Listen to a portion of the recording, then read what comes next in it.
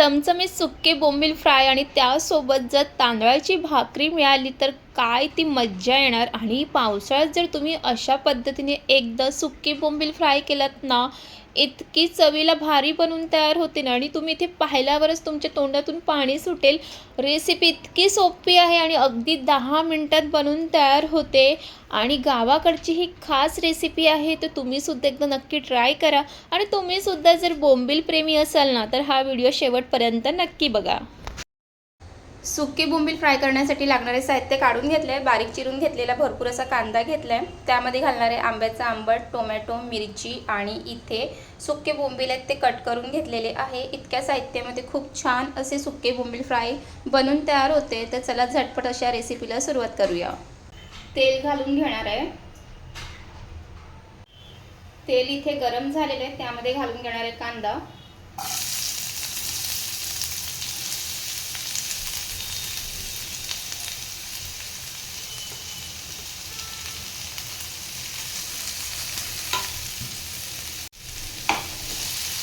कांदा आहे तो तेलामध्ये छान परतून घ्यायचा आहे।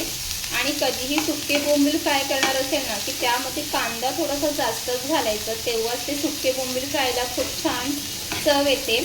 तर इथे कांदा आहे तो परतून झालेला आहे, त्यानंतर घालणार आहे टोमॅटो। जर घरामध्ये काहीच आंबट नसेल ना, तर मग टोमॅटो थोडासा जास्त घाला। तर टोमॅटो पण छान ह्याच्यामध्ये परतून घ्यायचा आहे। टोमॅटो जर छान परतून घेतला ना, की त्याचा पण आंबटपणा त्यामध्ये उतरतो। टोमॅटो सुद्धा परतून झालेला आहे, त्यानंतर त्यामध्ये घालणार आहे घरचे मसाले, मीठ, काश्मीरी मसाला, हळद आणि मसाला घालणार आहे। तुम्हाला जितकं बोंबील फ्राय तिखट पाहिजे त्याप्रमाणे घाला। आणि कधीही सुके बोंबील फ्राय करणार असेल ना, त्याला 10 मिनिटं अगोदर पाण्यामध्ये भिजवून ठेवायचे, म्हणजे ते मस्त असे मऊ होतात। तर हे इथे टाकून घेतलेलं आहे, ते सुद्धा मसाल्यामध्ये छान मिक्स करून घ्यायचं आहे।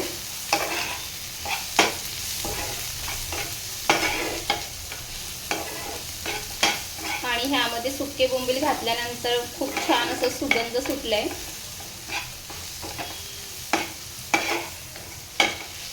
आणि आज ह्या सुके बोंबील फ्राय सोबत डाळ बनवणार आहे। मस्त डाळ, भात आणि हे असे सुके बोंबील खूप छान लागतात। तर आता हे आहे ते मिक्स करून झालेलं आहे, त्यावरती ठेवणार आहे झाकण। मध्ये अगदी थोडंसंच पाणी घालायचं, जास्त नाही। आणि एकदा मिक्स करून घ्यायचं आहे आणि आता झाकण ठेवायचं आहे। छान अशी वाफ काढून घ्यायची आहे। त्या झाकणावरती सुद्धा थोडंसं पाणी घालायचं आहे। तर इथे सुद्धा थोडंसं पाणी घालून घेते, म्हणजे वाफेवर हे बोंबील फ्राय खूप छान होतात। तर आता हे 5 मिनिटांनंतर बघूया। 5 मिनिटं झालेली आहेत, झाकण उघडून बघूया। बोंबील फ्रायला छान अशी वाफ आलेली आहे। ते परत एकदा मिक्स करून घ्यायचं आहे।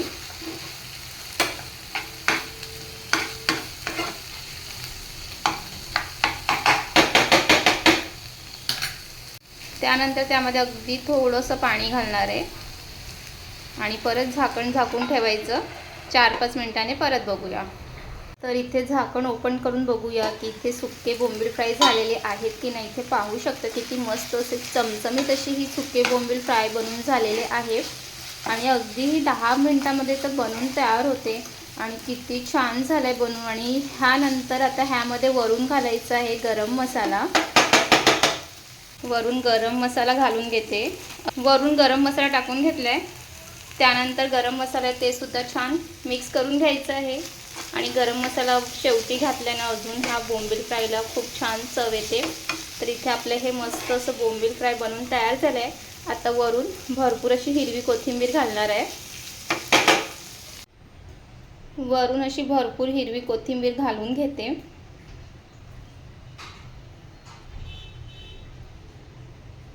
आणि वरून भरपूर अशी हिरवी कोथिंबीर घालून घेतल्यानंतर ते सुद्धा छान मिक्स करून घ्यायचं आहे।